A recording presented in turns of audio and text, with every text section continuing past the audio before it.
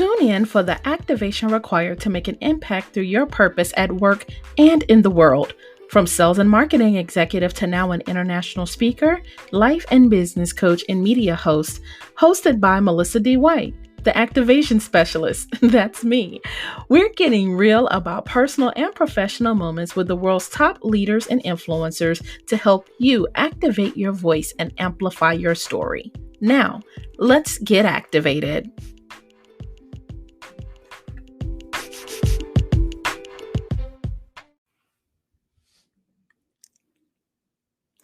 Hello, and welcome back for another episode of the Activation Hour podcast. I'm your host, Melissa D. White, and you have been locked in for season 2 of the Activation Hour, what I have dubbed the season of unlearning. And you have been on a personal journey with me and our audience, my Activation Nation, as we work through purpose at work and in the world. And let me tell you, every week, you guys, our audience, never cease to amaze me with the support as we do our live weekly at 7 p.m. Eastern, 6 p.m. Central, and then also my Audible audience on all podcast platforms. Thank you all. I'm going to take a minute for you to share. Make sure that you don't go through this activation alone, because this is something you don't want to keep to yourself.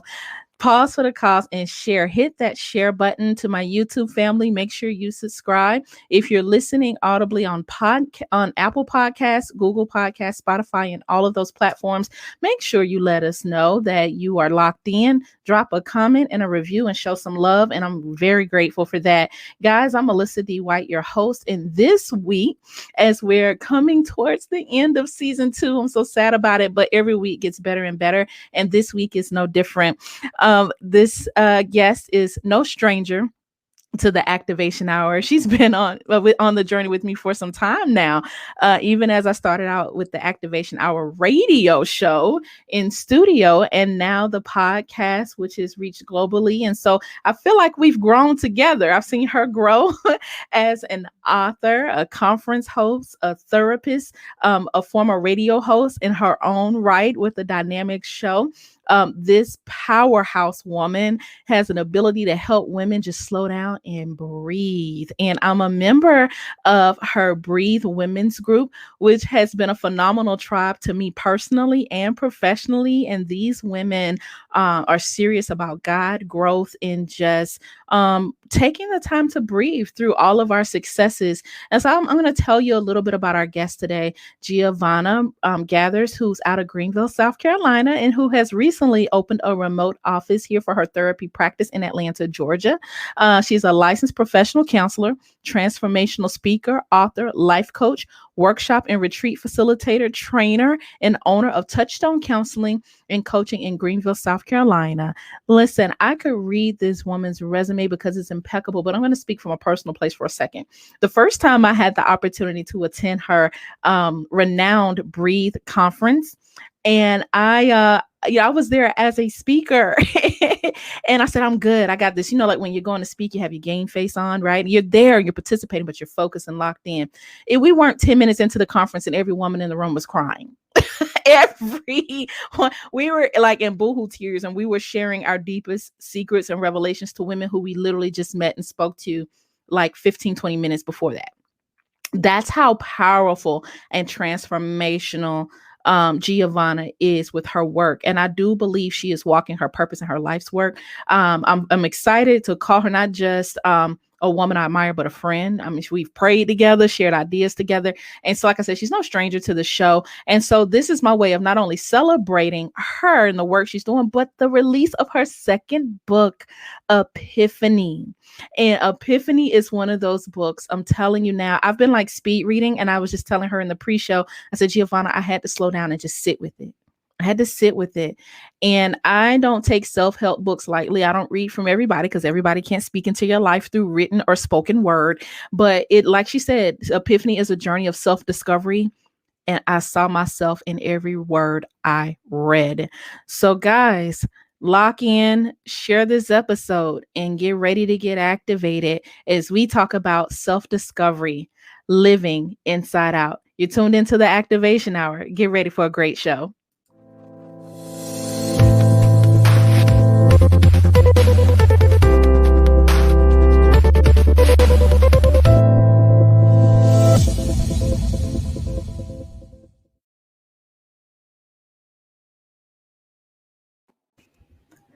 Hey, Giovanna. Hey, Melissa.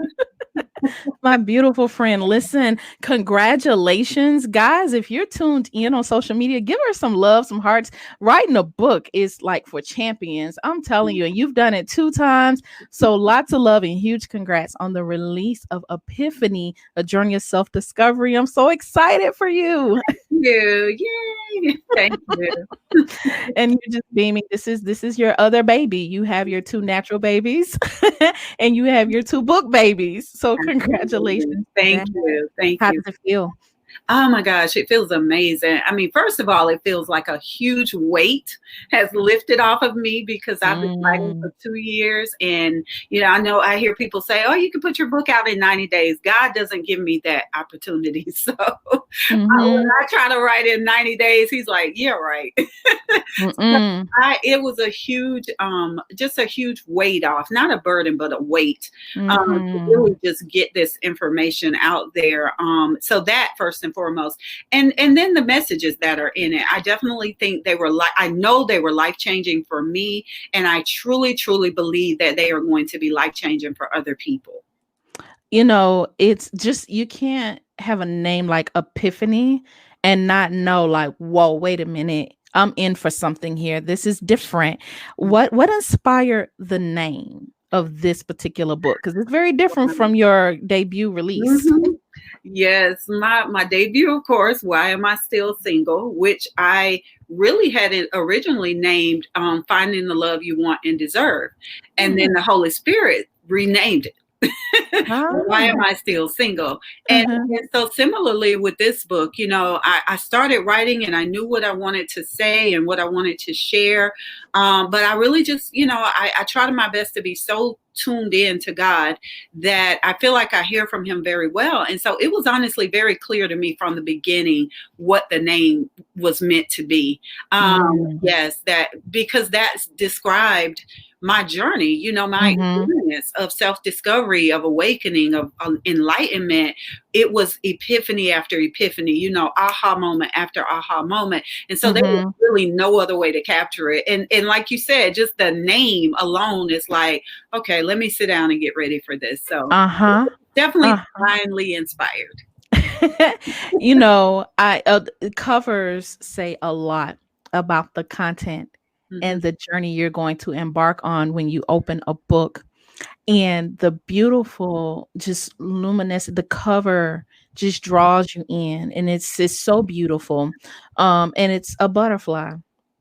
And, butterflies are very special to me and symbolic to me.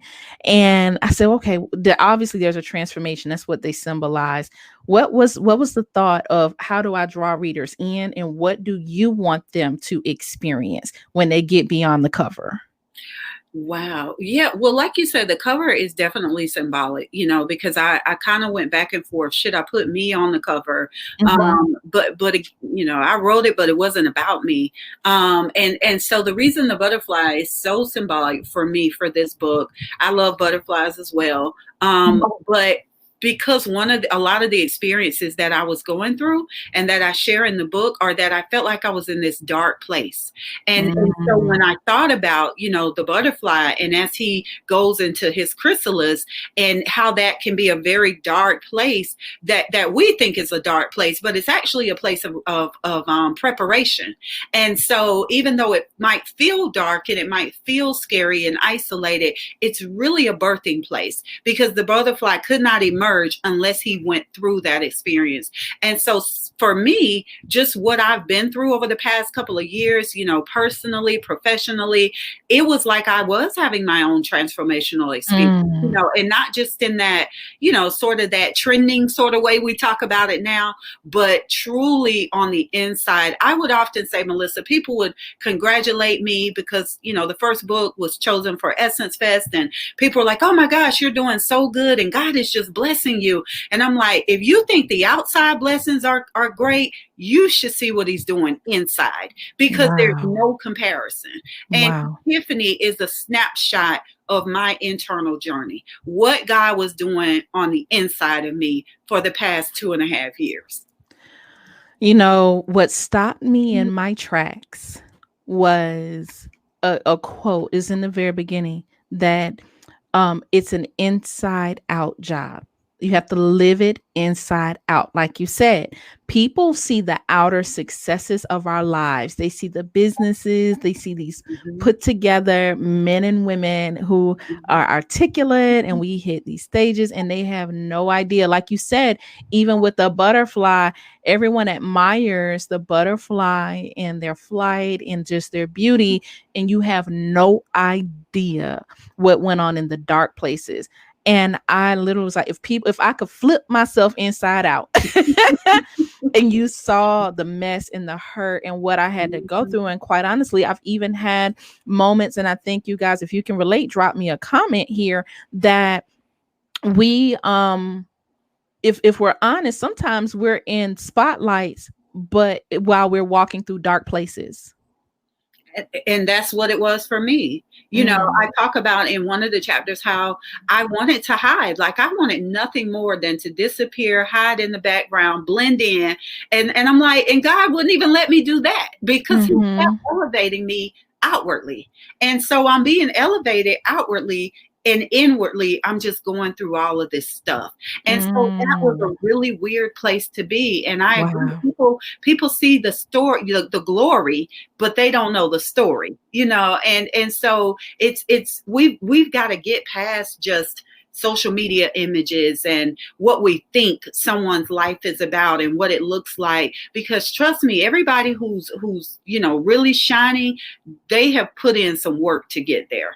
It's Mhm. like a diamond. I mean, you pick it up, it's a lump of coal, and it has to go through a process before we see that beautiful diamond. And it's the same with us. Like, you got to go through some stuff. You got to be crushed, you got to be pressed, you got to be refined like silver, and then for your beauty to shine through.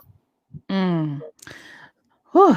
It's a crushing. And I think people try to avoid it. And Mm, out the gate, you asked me about the parts of the book that struck and resonated with me. There's one particular part of it, but I'm not going to give it away, guys. You have to go buy it. So why don't you check out that link right below? I yeah, got you covered. Check yeah. out the ticker. I'll drop it in the comments so you can also check out the show notes to support Giovanna. And I told her, I said, of course, I bought a book. She's my friend. I'm going to support financially and show that love. And I was like, I need to go back and order a couple more, like, for gifts. There are some people I know who need this book today. And out the gate, first part, when you talk about you had a personal experience sitting with a client and you realize I guess you may have had a vision or just something of a mountain, and it was a tunnel, a dark tunnel going through the mountain. Talk about, I call it the first epiphany of the book to me. Okay. But tell us about the vision of the mountain and going through that tunnel. Yeah, I was working with a client, and the client was just describing her experience. And, sometimes God will allow you to see you and other people. And Ooh. because sometimes we're so close to it that we overlook it. It's almost, how older people used to say you can't see it can't see your nose, or whatever, and it's right there on your face. Uh-huh. And so sometimes we are just too close to a situation or too close to ourselves to be able to see certain things. So God is so good in that He will allow us to see ourselves in other people. So I'm sitting with the client that day, and she was describing an experience. And literally, while I was looking at her, I saw an image of a mountain and a Mm-hmm. tunnel, Mm-hmm. going through the mountain. And I heard God's voice say, the tunnel is how you get through to the other side. And it Mm, was so, oh my gosh, just impactful for me, because what I realized is that, again, even in the dark places, there is purpose. There is a purpose for even our setbacks. There's purpose in our disappointments, in our defeats, in our heartbreak, in our perceived failures. There is purpose even in that, because that is how we get through to the other side. I heard TD Jake say recently, it was good that I was afflicted. And yes. I can honestly say that for myself now. Mm, I had to be afflicted. wow. I had to be rejected. I had to experience abandonment. I had to be talked about. I had to be disliked. I had Mm, to go through all of that, because every single one of those experiences forced me to find me. They forced me to seek God and seek understanding. And in that seeking, I discovered me. mm. And all that getting, get what? Understanding. Understanding. Oh, this happened. Listen, let me tell you something. If you go back to all of my shows, just search the name Giovanna Gathers. Every time she does this to me, every show. And this one's no exception. I run out of page space for our notes. You said God will allow you to see you through other people. Mm-hmm. And oh, that leads me to the next point. When I read the chapter about love, and you said right out the gate in chapter 2, there's only love. And you say, really, I wrote this chapter last, and it should have been first. Mm-hmm. And you go deeper about love. What does love have to do with the process of self discovery and your epiphany? As I said, there is only love. At the end of the day, that's all that matters. And I talk about how Louise Hay, Hay House Publishing, which has produced a lot of self-help authors, Dr. Mm-hmm. Wayne Dyer, and so she talks about how there are only two emotions, love and fear. And then when we take that biblically, a perfect love casteth out fear. And so what Mm. Louise says is that out of those two emotions, every other emotion, emerges. So you've got love, you've got joy, gratitude, hope, faith, enlightenment, and all those things come from love. And then what do you think comes from fear? Shame, blame, guilt, depression, sadness, hatred, revenge. All those emotions come from hatred. And so I talk about the toll that takes, to hold on to those emotions, the Mm-hmm. toll that not only takes on us emotionally, but the toll that it takes on us mentally, and the toll that it begins to take on us physically. Melissa, you've got people walking around with physical ailments, Mm-hmm. from migraine headaches to cancer. I'm going to be honest, and don't realize that the root cause of those things are unresolved emotions, unresolved Wow. trauma, unresolved hurts, grudges that you're still holding against people. Uh-huh. Think about the very definition of cancer or autoimmune disorders. It is when the body attacks itself. So sometimes it's even when you're in that space of self-hatred or self-loathing, you really don't like you and you're not okay with you. And then your body begins to manifest that physically. So the cost is too high for us to live in anything but love. There's a Mm. reason why we say God is love. There's a reason Mm-hmm. that Jesus' only commandments were Love. about love. And Mhm. so when we think about it, love is the highest vibration in the universe. When we talk about, frequency and energy and vibrations, love carries the highest vibration out there, the highest. Mhm. And so when we can walk in love, when we can speak from love, when we can live in love, not only is that a great way to be, it makes me a great person, but it's literally transforming your body, your mind, your emotions, your mood, and even your money. Even your money.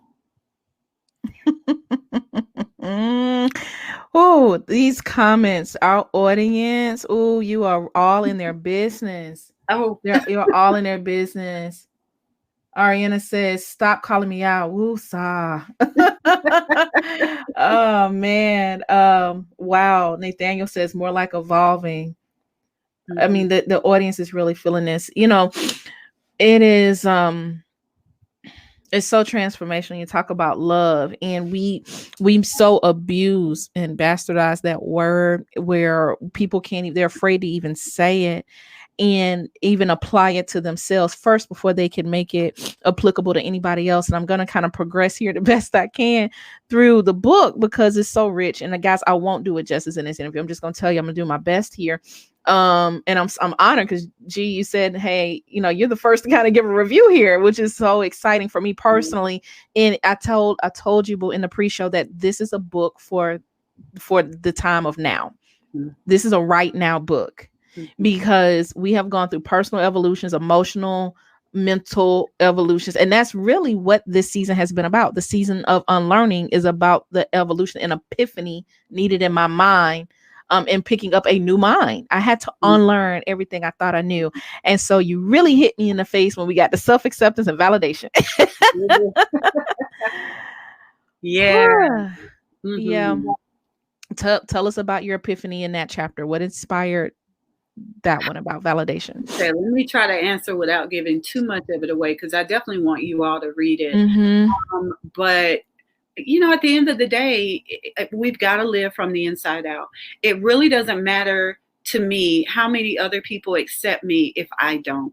It really doesn't matter how many people like me if I don't. It doesn't matter how many other people approve of me if I don't. You know, we've got it backwards, and we've been taught backwards because we have been taught to look outside in instead of inside out. And that's why we're still looking. That's why you have so many people in America who, if they are not clinically depressed, they're taking antidepressants, or they are just completely dissatisfied with life. And they may not be taking antidepressants, but they're self-medicating in other ways, whether that's through sex, whether that's through gambling or video game addictions, or shopping, you know, trying to go out and buy all these things. And now I got to have this bag, and then I got to have that bag, because I'm really still seeking for something to fill the internal void. I'm really still trying to gain acceptance. And so if I get the stuff, if I get the relationship, if I get the status, if I get the, you know, the bank account balance, then I'm going to feel validated. And of course, the word validated means, you know, that you have value, you're valid, it's true. And so if I can get this external acceptance and external validation, then that will fill up that place inside that still feels unfulfilled. And the reality is it's never going to work. It's never going to work. That's why you're still doing it. That's why you're still buying more and more and more. You got to have the next iPhone and the next watch and the next TV and the next car and the next and the next shoes and the next.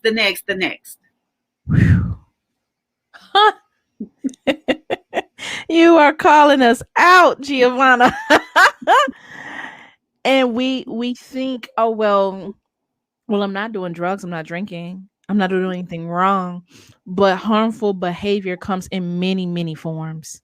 It comes in so many forms that we have to be ever so careful when it talks about in the word, be ye sober-minded. If we are replacing fulfillment and we're filling those voids with any worldly thing, any material good, that's a problem.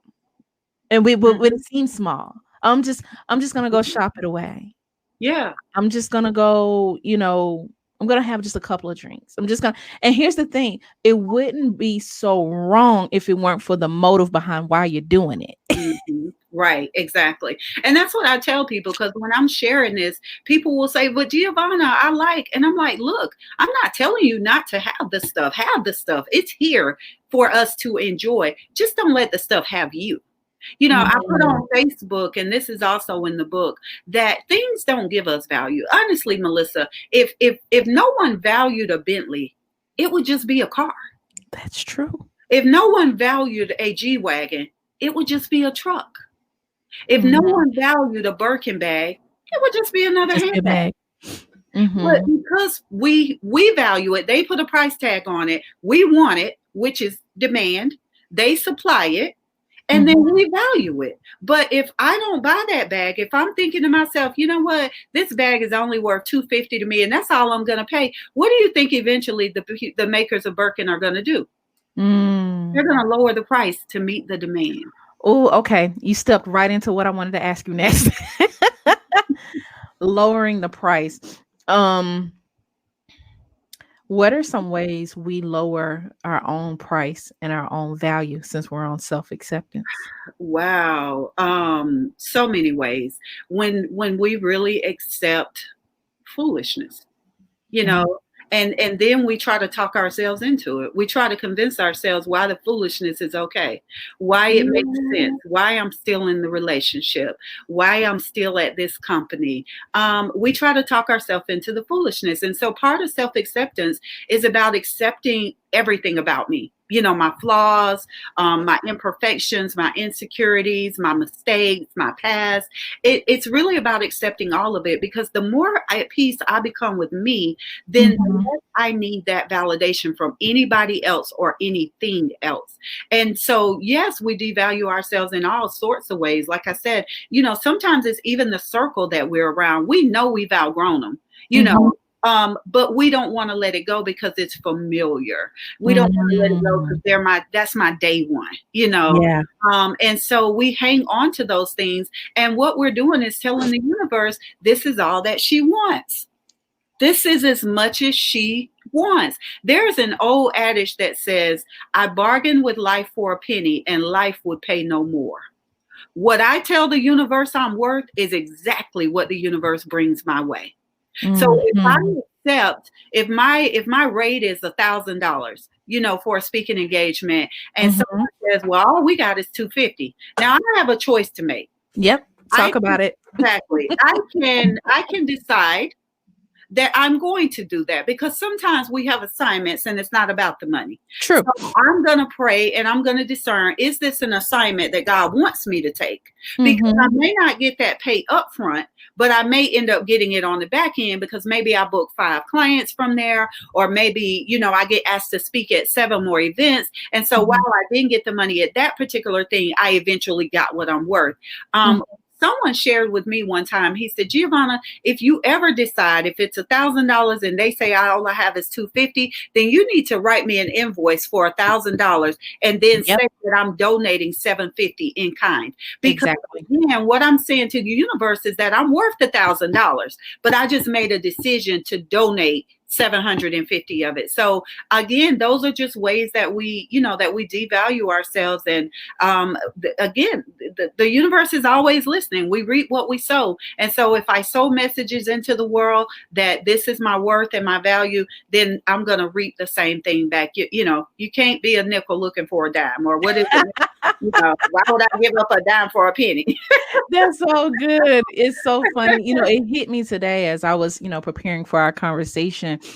I look at the lives of the the men and women around me that are really living a life of what I call a manifested life, abundant life. And but I started measuring, like, people by their fruit. Okay. This manifestation came from some soul work, some God work, and some obedience.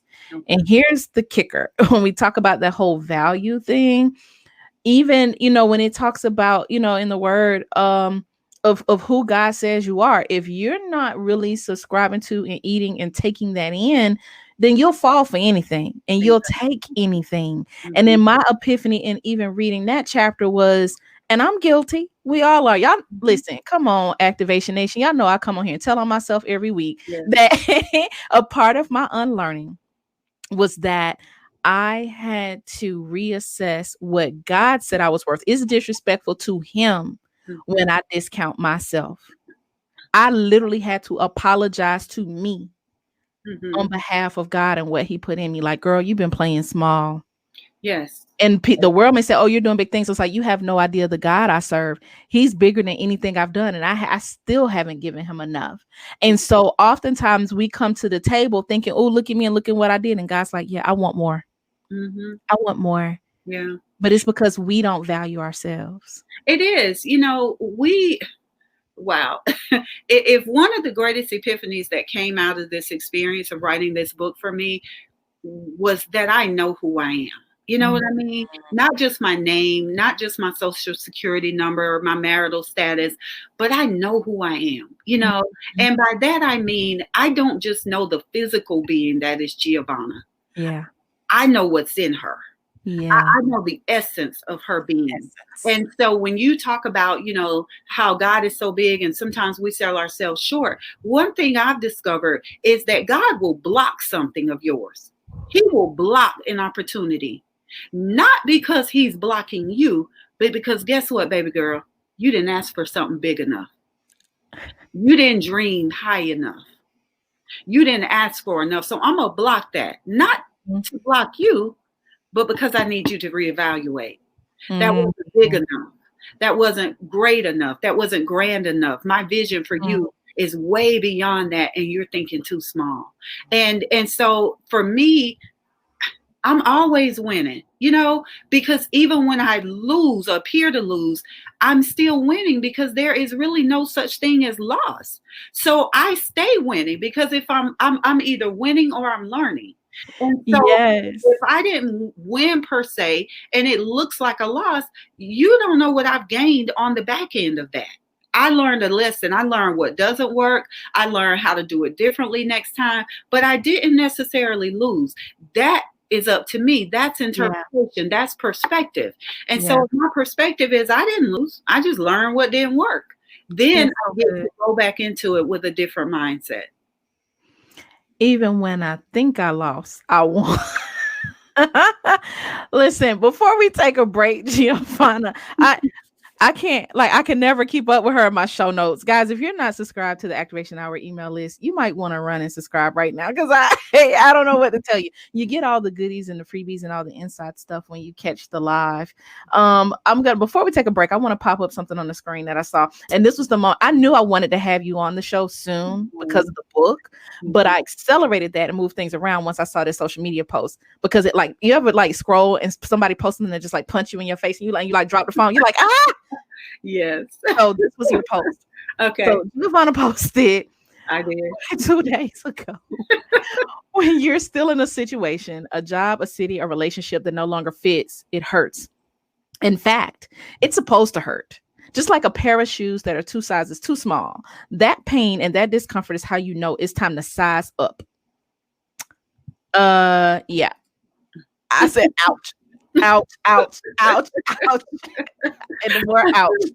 Y'all, I saw that post. I took that screenshot and I text G right now. I said, hey, you gotta talk. You gotta come on the show. Where did that come from? Because it really is apropos for what we just talked about. Yes, it really is. It was just one of those down sites, one of those, like I said, sometimes I'm just chilling and God is like, post this.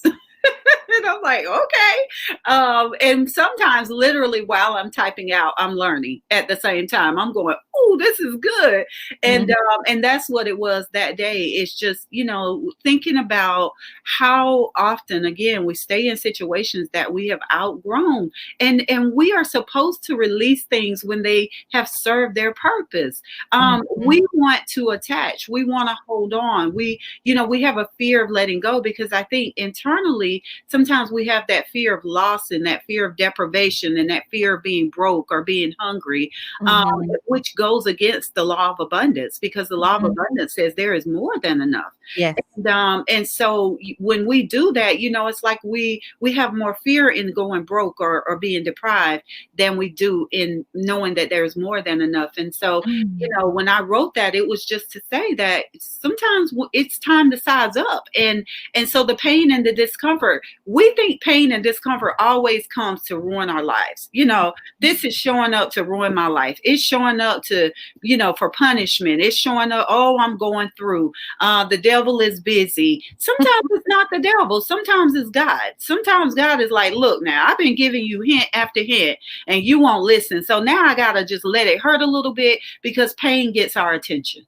Yes. I don't pay attention to my body until there's something wrong. We don't pay attention to the car until we hear a little sound that doesn't sound right. And so that post was just about how, we got to size up. We got to increase and enlarge our capacity. God can only bless us according to what we can receive. And you have people talking about, I'm leveling up and I want this. And, oh, God, I want monumental size blessings and billionaire blessings. But you can't even balance your checking account. And you make $50,000 a year. So you haven't leveled up to the point where you can handle $1 million blessings or $1 billion blessings. And so that's when you've got to enlarge your capacity and increase your ability to receive on a bigger level. And that's what the chapter No Elevation Without Evolution is about, is that, the blessing has to fit the size of the container or else it's going to burst it. The blessing has to fit the size of the container or else it's going to burst it. Giovanna, once I heard Bishop Ivy Hilliard say one time, he said, you're waiting around for God to bless you and God's waiting on you to give him a bigger bag.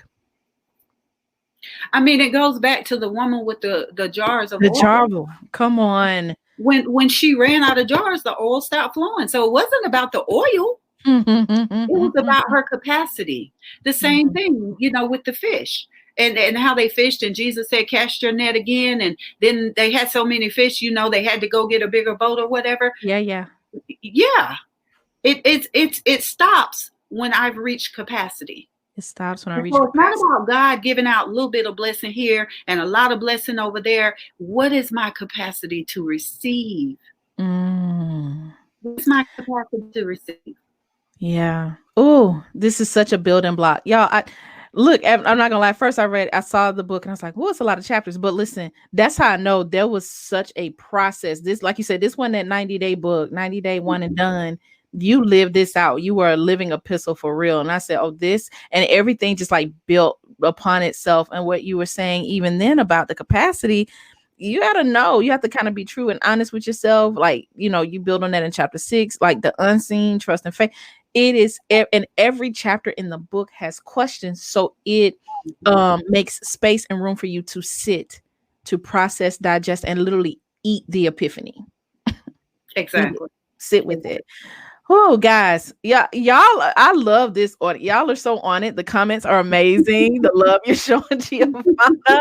And look, make sure that you, the ultimate love you can show is to go check out Epiphany. I put the link right here. You can buy it on Amazon, book retailers, and at giovannageathers.com. We're going to pause for the cause and take a quick break, but don't you go anywhere. Go ahead and hit that share button. Have a watch party if you want to. Make sure that you subscribe, and there's nothing greater than a review from you to tell us how this season has affected you in the season of unlearning. We'll be right back right here on the Activation Hour.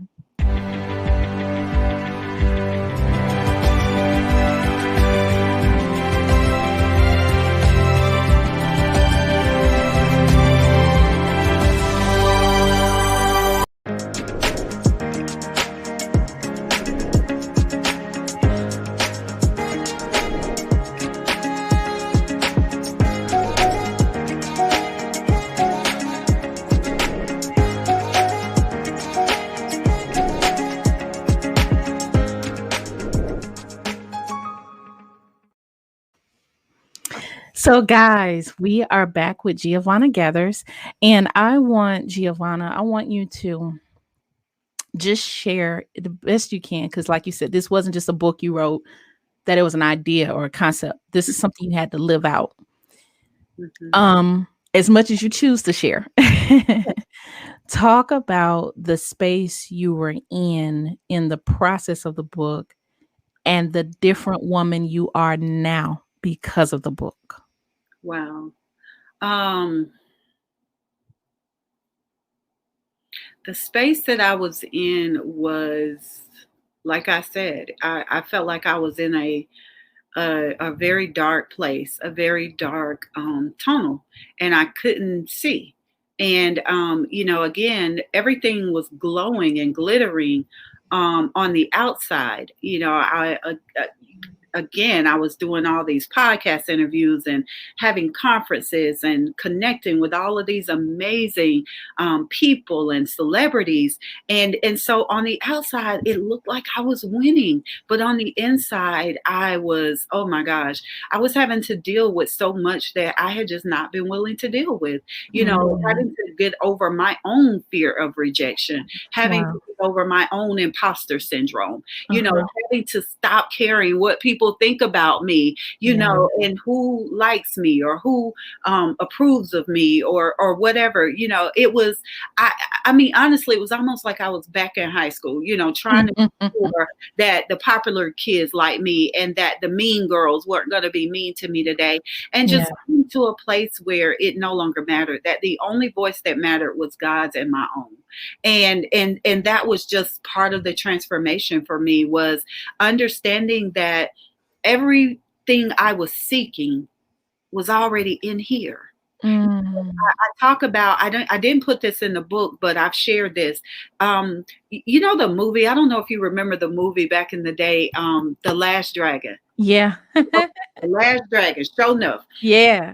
Remember how it gets to the end of the movie and Timac is still searching for the master, and he keeps going to the pizza place, and his instructor had given him the medallion or whatever, and he's like, I gotta find the master, I gotta find the master. And so then it shows that at the end, when he's fighting Shonuff in the ultimate battle, that he starts flashing back, and he remembers that his instructor had told him, there is but one place that you have not looked, and it is there, only there, that you will find the true master.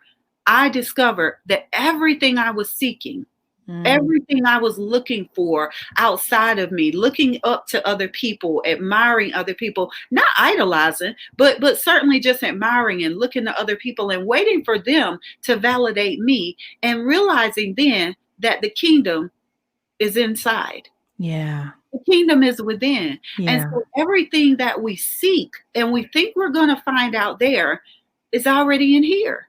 If I go one step beyond Giovanna, I've already passed it. Dr. Mm. Miles Monroe says that God hid our future and our destiny in the one place he knew we would never overlook it, and that's in here. So I don't need social media to convince me. I don't Mhm. need Oprah. I would love for Oprah, let's be clear. Um, but I have to know. I have to believe in me. I have to know what it is on the inside of me, even if that is never validated on the outside. Mhm. Why I say again, we live from outside in instead of inside out. And that's why we're still seeking. That's why we're still unhappy. That's why we're still depressed. That's why we're still self medicating, because we keep looking out there for what's only going to be found in here. You are the master. The master lives in you. Mhm. Truly, the master lives in you. And sometimes God will sit you down when you're looking at everything outside of you. And Mhm. I'm gonna skip forward a bit here to chapter 10 when you talk about see beyond the obvious vision. And my pastor and my prophet has been in a season where literally she has struggled and even at points had no eyesight. And I've seen that has been the theme of this year. We talked about 2020 vision, and I've jokingly said, and I've seen people really say, like, well, 2020 vision, we sure are seeing a lot clearer now, and some stuff we didn't want to see. And Mhm. so in that chapter, tell us about why you talk. Why I talk about vision, I don't know if something happened, but I talk about how important it is to have vision, because, even Melissa, in the chapter where I talk about faith and what I discovered faith really means. And because we think that if something is not in front of us, then it doesn't exist. Mm, And of course the Bible talks about how it's the unseen. And so when you have vision, that's when you're able to see beyond the obvious. You're able to see beyond what's in front of you, mm, see what the potential is. And everybody can't do that. Like I talk about how if I ride past a dirt lot, I'm already planning what I could build there. If I look at a blank page, I'm thinking of what I can create on that page. And so that's vision. And when we can see beyond the obvious, that can help us when things haven't shown up yet. When mm, evidence of what we desire hasn't materialized or manifested yet, being able to see beyond the obvious is when I still trust that I'm going to have it, that I'm going to experience it. And so that's what I talk about, when I say you got to have vision. You got to be able to see beyond the obvious. You got to be able to trust in what's not seen. We want to put so much faith into what's seen. And I'm going to be honest, y'all, these little senses of ours, the see, hear, taste, touch, and smell are so limited. And they're mhm. only a drop in the bucket of what we really are capable of. And so when we only focus on sightedness, then we miss everything else. And so as you talk about, and I mentioned in the book, you've got sighted people with no vision, and you've got blind people who have incredible vision. Come on. Woo! Mic drop. Mic drop. Quote of the day. Yeah. Quote of the day. Somebody drop that in the comments, please. Man, it immediately takes me to eyes have not seen, ears have not heard, neither has it entered into the heart of man what God has in store. And then even as the prophet prayed, like, Lord, let them see. It's like we have no idea. Mhm. No idea. Giovanna. We haven't even scratched the surface. We talk about how we only utilize 10% of our brain. Mhm. Really, what we're talking about isn't the brain, we're talking about the mind. Mm. Sometimes we use them interchangeably, but they're not necessarily the same thing. My brain is the physical organ. My mind is so much bigger than that. My mind is the part of me that lives on after my physical body, after I've released my physical body, and my mind is connected to the mind of God. And so therefore, when we talk about that 10%, we're not just talking about the 10% of that physical brain. We're Yeah. talking about that 90% of untapped potential, untapped power, untapped wisdom. Yes. We've got those movies like Limitless and the one with Jamie Foxx in it now. I can't think of the name of it, but it's a new Netflix movie where Okay. they're taking a pill, and that pill, Yeah, I saw yes, that. incredible power.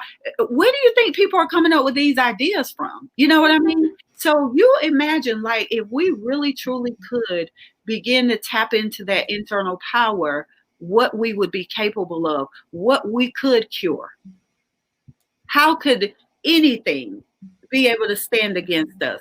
Climate change or coronavirus. How could that stand against us if we really, but see, as long as we're fighting each other, as long as we are in turmoil and I gotta be, better than you and win over you and make sure you Right. get poor because I'm scared that if you get rich, it'll take some of my riches. And see, once again, that's a belief in lack. Yep. That's a Come belief. on.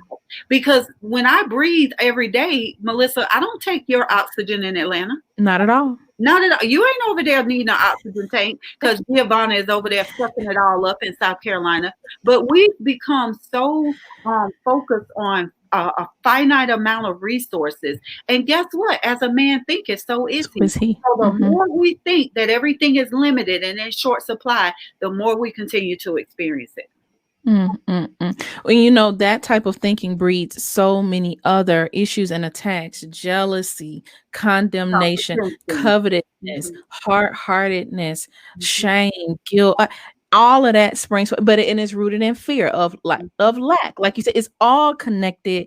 And look, I just I put the mind blown emoji out to the audience. I said, y'all, I'm literally like my head. I can't take it. I can't take it. I can't. Oh my gosh, that's why. Listen to my podcast audience. Those of you catching the replay, you got to just be with us on Friday, and then you got to go digest and sit with it again on Monday for the replay. I'm just listen. Go buy the book. Go buy the book for a friend, re- book club, whatever. Go through this journey with someone. I plan on doing the same thing. Mhm. um, so tell us, there's one more chapter that I want to get into, and then I got to let the people go Okay. get it for themselves. Um, oh, there's so many. Freedom from guilt, blame, and shame. Mhm. Freedom from guilt, blame, and shame. And we think we real hard out in these streets. I'm fine. I'm fine. I don't. That didn't get to me. I'm good. When our inner child is acting up Mhm. out of guilt Yeah. from our past, blame because the enemy is accusing us, Mhm. or shame because we really don't want people to see our true selves. Exactly. Yeah. Talk about that. Well, one of the things I do in that chapter is I define each of those, so people can understand what guilt is, what shame is, what blame is. And, just really simply, guilt is the belief that I've done something wrong, and shame is the belief that I am wrong. Shame is the belief that I am somehow damaged at my core, that I am inherently flawed, that I am Wow. defective, that I am broken, that I am unlovable, that I am bad. And shame is, it's one for one. When we talk about, earlier I was talking about like how things have frequencies and there's a Yeah. vibrational chart. Yeah. Shame is literally the last rung, below hatred, below guilt, Wow. below depression. Shame. Mm. And shame comes upon you from, some type of trauma, Mhm. sexual abuse, physical abuse, growing up in a family where there was just a lot of criticism or judgment and you never felt accepted. You never felt like you were good enough. And so what you begin to internalize is that something's wrong with me. That's where that whole imposter syndrome thing comes from, because I'm afraid that if I continue to elevate to a certain level, eventually they're going to discover, like my mask is going to fall off, and they're Ooh. going to discover that I'm really not supposed to be here. I'm really not supposed to be on this stage. I'm really not supposed to have that promotion. I'm really not supposed to have that client or that contract, because if they only see, if the mask ever falls off by accident, they're going to know that I'm really not good enough. And that just comes from that internal feeling that I am somehow inherently flawed. And I'm gonna say this, and the church folk might get mad at me, and I'm okay with that. Come on. But that old way of thinking, so, I'm wretched and such a worm as I, and unfortunately, we have perpetuated that belief that I am nothing, that I am, let me just be humble, and let me, keep Lowly. myself down here and be lowly and all of this other stuff. And then, unfortunately, from that, we begin to develop that mindset that this is all I'm supposed to have, and that if I even want more, then that's somehow ungodly. Mm. So shame will have you in relationships you should not be in, where someone is abusing you physically, mentally, emotionally, verbally. Shame will cause you to just, again, stay in a job or a situation that is really just not for you. Everyone who comes to the planet comes here with a divine purpose. No, we weren't all necessarily meant to be entrepreneurs, but you were still not necessarily meant to feel like you're a slave to someone else either. Your liberty has already been bought and paid for. And if you're still living that enslaved mindset that, oh my gosh, if I call in sick Friday, I'm going to lose my job, then you're still a slave. And so all of these things produce those feelings of guilt, blame, and shame. And then sometimes we, as African Americans, will even start to feel guilty when we do start to level up, when we do start to make it. But my family hadn't made it. Now I'm the one that can. I'm the one that made it out. I'm the one that made it out, and so I owe them something, and then they will also convince you that you owe them. Yeah. They will make you believe that you owe them, and so we talk about that, and how when you live with one of those or all three, because they love to hang out together, guilt, blame, and shame are like best of friends. They're like cousins. They Exactly. just keep coming back. You will continually live under condemnation. You won't have to worry about the devil condemning you, because you don't do it to yourself. That's the biggest weapon. The enemy will use you against you. Exactly. That's the biggest weapon. Why work hard? She gonna do it. All I gotta do is plant up a seed, bring up a memory, let her flip through, scroll down her Facebook and see him. I'm about to throw my phone. Let me scroll down my timeline, and there he is. Or there she is. And I know she didn't, or I know she ain't there. And so, yeah, that's all he does. Like, it's the greatest, what do you call it? Shadow and light, illusion that exists. I don't have to do anything big. I'll just plant seeds.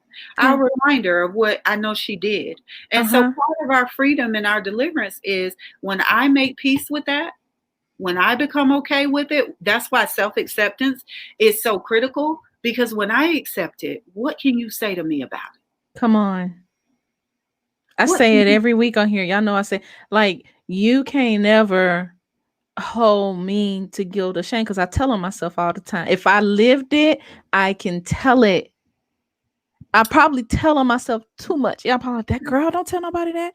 I don't care. Because here's the thing. Once it's out of my mouth, it's free from me. And the enemy can't use it no more. He can't use it no more. Exactly. Can't nobody come tell me about me. I'm the first to confess and run to God. God, I did it. I said it. And I'm sorry. And that confession, confess to one another so people know how to pray for you. People know. I ain't one of those to just be like, hey, just pray. No, I need you to be specific. This what's going on. This my attack. This the weapon. This how. This who. Where. What. Listen, y'all. Get the book. Get a buddy and read the book. Get a book club. I'm ready to give the book away to some people. Because it's a gift. Thank you for your gift, Giovanna, in the earth. Thank you, my sister. I honor you. I remember months ago, I think we said, and then we always said, we don't talk often, but when we talk, we talk. And Mm, I remember you said, I'm just, this was such a big year for you. And there were so many plans you had, girl. I'm opening this office and, I got a mhm. big birthday this year and Yeah, that, and the other. And God said otherwise. And he sat you down to do this yeah, greater works, greater. Yes. greater works. Yeah, be, I'm like everybody else. There are times I procrastinate. There are times when I don't want to. I knew this book was big when God first asked me to write it. And when He started taking me through the lessons and giving me the downloads, I knew the magnitude of it then. And I was so afraid of that girl that was going to have to show up that I would intentionally put this off. I would intentionally procrastinate. I would come up with all sorts of Oh. things that I should be doing instead. You know what? Let me go organize my sock drawer. Like anything. And we don't realize how much we do that to ourselves because, the reality is we're more afraid of our power than we are anything else. We think we're afraid of the dark. We think we're afraid Ouch, of D. all the Ouch. other stuff. No, you're not. You're afraid of your success. You're afraid that you are freaking powerful beyond measure. You're afraid to discover the God in you. You're afraid of that. So it's easy for you to talk about your shortcomings and your habits and your afflictions and your addictions. That's easy because see, it's other people whining about theirs too. I'm in good company. We all miserable. Giovanna, you're gonna make me give this audience a hug. You getting them coming and going. I listen. I don't think I've ever just reared back and threw my hands up in a podcast episode ever. I was like, oh, I can't take no more. That's me. Yeah. Yeah. What better confession can I give y'all And what towards the end of season 2? That's me.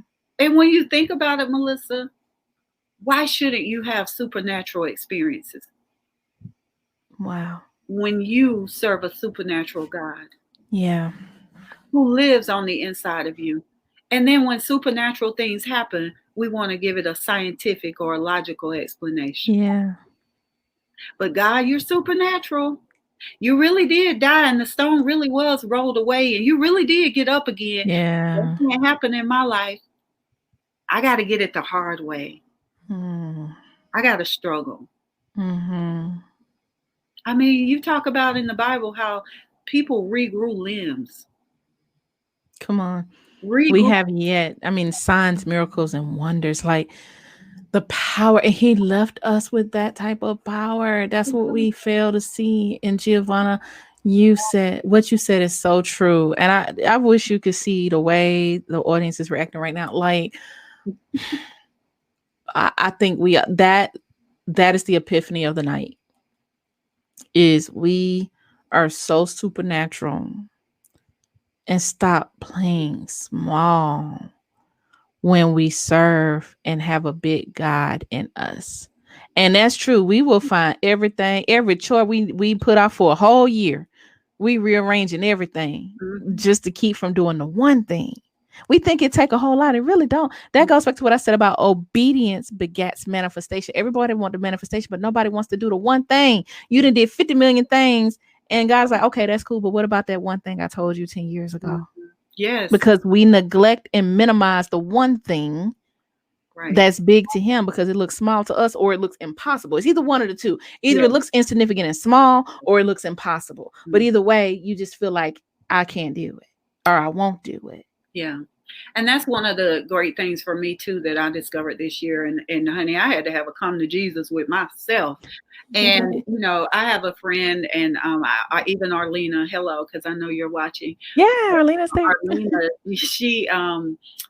she gets up and works out with this group. They work out at like 4:45, 5 a.m. in the morning. Mhm. And so I went one day and I got up and I met them at 5 and we walked 5 miles. And I mean, I just felt invigorated for the rest of the day. And so I was telling my husband, I said, I realized something. And he said, what? I said, there's a lot of things we say we can't do when the reality is we just won't do it. It's what we won't do. It's what I wasn't willing to do, because I had wanted to work out before, and I was like, well, I can't do it after work, and the kids have soccer and gymnastics, Mm-hmm. and well, I can't get up in the morning because I already have to get up so early. The reality is that's what I wasn't willing to do. It's not Yeah. what I couldn't do. And Yeah. so when you really stop saying can't and be honest with yourself and ask yourself, is it that I can't, or is it that I won't? Is it that I can't stop eating sweets, or that I won't stop eating sweets? Is it that I can't go on a plant-based diet, or I won't go on a plant-based diet? Is it that I can't stop eating salt, or I won't stop eating salt? Choices. Mm-hmm. Choices. Greatest epiphany of all. We have a choice to change. We have the greatest supernatural power within us. Mm-hmm. The master is in us. Nowhere Sometimes we have to be blind to have vision. You do. You do. Blind to our own self Ooh, and our that's own good. ways. That's good. Blind to have vision. I like that. Blind to have vision. Yeah. Shout out to my pastor. She'll get that. No, seriously, she literally prophetically, she has not been able to see in the natural, in the spirit. So sometimes we give too much credit to worldly things and to what we can see, what we can hear, touch, taste, smell. Mm-hmm. And it's big. We are eternal spirits, and we're bigger than that. And my unlearning lesson for my time of having this space in this moment with you is greater is he that's in me. There's greater in me than he that's in the world that I'm looking at. Exactly. So I think it's time for me to get blind so I can see. That's my epiphany today. That's good. I like that. Ooh, that sounds like a book. Ah, come on, G. Stay tuned, y'all. Stay tuned. Yeah. Guys, show some love for my dear friend, author, therapist, life coach, super mama, super wife, just an amazing woman, leader. Guys, go check out her Breathe Women's Group. It will bless your heart. It will bless your spirit. And most of all, buy the book. The links down below, GiovannaGeathers.com. Amazon. Make sure you support Giovanna. Thank you so much. Anytime I call, you have been there, and I'm forever grateful. I don't take it for granted. If I say, G, I need you. I want to hold space with you, and you do that. And so I honor you until I'm in person with you again. Whenever this whole thing is gone, we missed you this year with Brief Conference, but it's coming back around. Family, show some love. Share this episode. If this has been an epiphany for you, make sure you hit the share button. Leave a review. Go follow Giovanna. Where can they find you? What are your social media outlets, and how can they connect with you? Okay, absolutely. I'm Giovanna Geathers on Facebook, so definitely make sure it's GEA, because that Geathers gets people every time. Yeah. And I'm on Instagram at I am Giovanna Geathers. So it's pretty simple. Twitter, simply Giovanna, and LinkedIn as well. So definitely you all connect with me. Go to the website, as Melissa has been saying, GiovannaGeathers.com. There's even a landing page for the book, Epiphany-book.com as well, where you can order your autographed copies from me. So I will actually be shipping the book to you after I autograph it, or of course, you can always get it from Amazon, the Kindle, as well as the paperback version. So, y'all go ahead and get your autographed copy. You heard her speak Oprah, and this is a manifesting woman right here. So if she spoke Oprah and she's already done Essence, it's coming. So go ahead and get your autographed copy now. And listen, make sure you stay locked in for this season. Don't go anywhere. Season 2 is not over. Subscribe. I've dropped the links for Giovanna and also my email list. I send out the show notes, freebies. I'm going to do a book giveaway this week, but there's a contest to it. You got to work to earn it. I want to make sure you drop in the comments your epiphany from tonight's episode, and I will personally gift a book to you from author Giovanna Geathers. Giovanna, I love you, friend. God bless you and your book. Amazing success. I'm claiming a bestseller right here. Guys, you've heard the review and the interview right here on the Activation Hour. I'm your girl, Melissa D, your life and activation coach, helping you find purpose at work and in the world. See you next week. Bye.